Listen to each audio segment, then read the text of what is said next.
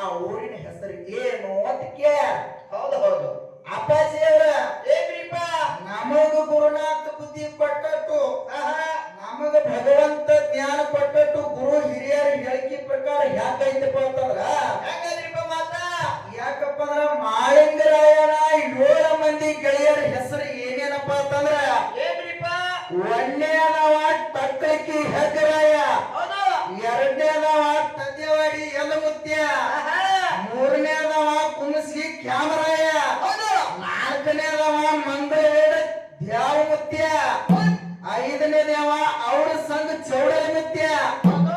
ಆರನೇದವ ಬಬಲೇಶ್ವರ ಹಿರಿರಾಯ, ಏಳನೇದವ ಬಬಲೇಶ್ವರ ಚಕ್ರಾಯ. ಹೌದು ಹೌದು. ನಮಗ ಗುರುನಾಥ ಬುದ್ಧಿ ಕೊಟ್ಟಟ್ಟು ಗುರು ಹೇಳಿಕೆಯ ಪ್ರಕಾರ ನಾ ಇವತ್ತಿನ ದಿವಸ ಇಟ್ಟು ಹೇಳಿ. ಹೌದಾ?